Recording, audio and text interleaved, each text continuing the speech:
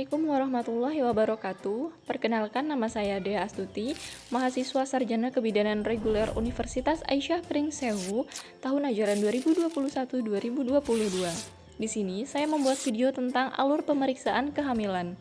Adapun tujuan diunggahnya video ini adalah untuk memenuhi nilai ujian tengah semester mata kuliah biokimia dan fisika kesehatan. Saat melakukan pemeriksaan, dokter akan memeriksa berat badan pasien, serta tanda-tanda vital yang meliputi tekanan darah, denyut jantung, dan lain sebagainya. Baiklah, di sini kita mulai dengan pemeriksaan darah. Yang pertama, ada tes golongan darah. Apakah teman-teman tahu bagaimana tes golongan darah? Untuk apakah fungsinya? Tes darah atau pemeriksaan darah lengkap merupakan salah satu jenis tes darah yang rutin dilakukan dokter ketika melakukan pemeriksaan kehamilan. Tujuannya adalah untuk mendeteksi kelainan yang mungkin dialami ibu hamil atau janin.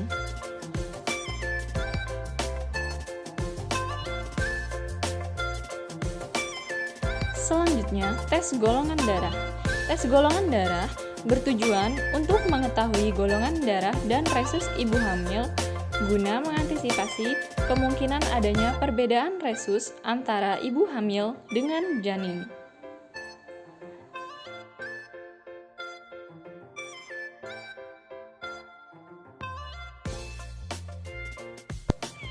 Apabila hasil tes darah menunjukkan bahwa ibu memiliki resus negatif dan janin memiliki resus positif, ada risiko untuk terjadi inkompatibilitas resus. Kondisi tersebut akan menyebabkan bayi mengalami anemia akibat pecahnya sel darah atau anemia hemolitik ketika ia lahir. Akibatnya, bayi bisa mengalami penyakit kuning. Yang kedua, pemeriksaan hemoglobin atau Hb. Hemoglobin adalah protein kaya zat besi yang ditemukan di dalam sel darah merah.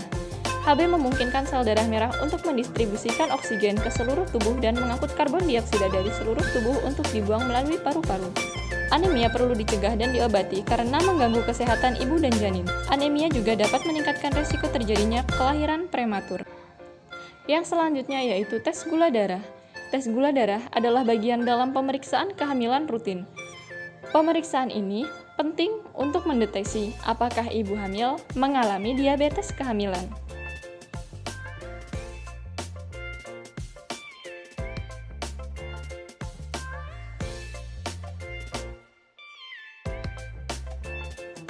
Ibu hamil lebih beresiko untuk menderita diabetes selama hamil bila mengalami kelebihan berat badan atau obesitas, memiliki riwayat diabetes pada kehamilan sebelumnya, atau memiliki riwayat penyakit diabetes sebelumnya.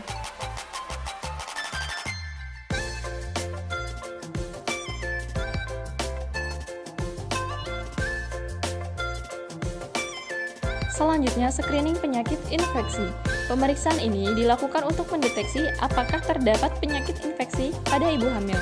Screening penyakit infeksi termasuk hepatitis B, sifilis, HIV, dan TORCH. Semakin cepat terdeteksi, infeksi dapat semakin cepat diobati. Selain itu, untuk mencegah resiko penularan pada janin, pemeriksaan ini juga penting dilakukan untuk mengurangi resiko terjadinya penularan infeksi pada pasangan. Selanjutnya, pemeriksaan genetik. Pemeriksaan ini dilakukan untuk menentukan apakah Anda memiliki kelainan genetik, seperti talasemia yang beresiko diturunkan kepada janin. Pemeriksaan genetik juga bisa dilakukan pada janin dengan mengambil sampel cairan ketuban dan sampel darah janin. Selanjutnya, tes urin antenatal. Pemeriksaan ini dilakukan terhadap sampel urin ibu hamil. Tujuannya adalah untuk mendeteksi apakah ibu hamil mengalami gangguan tertentu, seperti preeklamsia, infeksi saluran kemih, atau diabetes.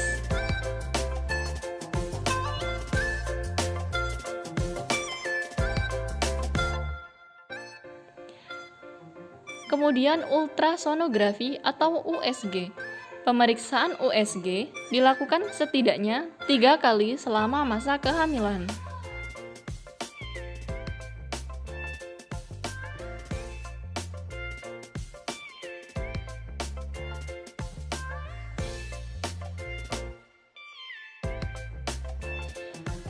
Pada trimester pertama, pemeriksaan dilakukan pada usia kandungan 10-14 minggu.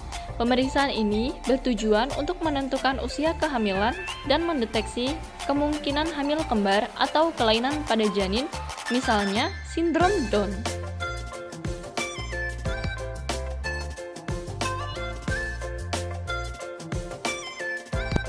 Selanjutnya, pada trimester kedua, pemeriksaan USG pada trimester kedua atau minggu ke-18 sampai 20 bertujuan untuk menentukan apakah terdapat kelainan bawaan atau kongenital pada janin, misalnya kelainan jantung bawaan dan cacat tabung saraf.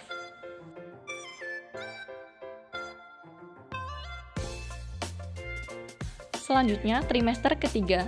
Pemeriksaan USG di kehamilan minggu ke-32 atau memasuki trimester ketiga dilakukan bila plasenta berada di atas tulang serviks. Pemeriksaan USG bertujuan untuk mendeteksi kemungkinan terjadinya kondisi plasenta previa. Selain itu, USG juga digunakan untuk mengetahui berat badan bayi, jenis kelamin, posisi bayi, dan menilai jumlah air ketuban. Nah, untuk rekan-rekan sekalian, pemeriksaan kehamilan sebaiknya dilakukan secara teratur agar kesehatan ibu dan janin dapat terus terpantau. Nah, oleh karena itu, usahakan untuk tidak melewatkan jadwal pemeriksaan kehamilan ya. Demikian tadi dari saya, mudah-mudahan video ini dapat memenuhi nilai ujian tengah semester saya pada mata kuliah Biokimia dan Fisika Kesehatan. Apabila ada kesalahan dan kekurangan, saya mohon maaf.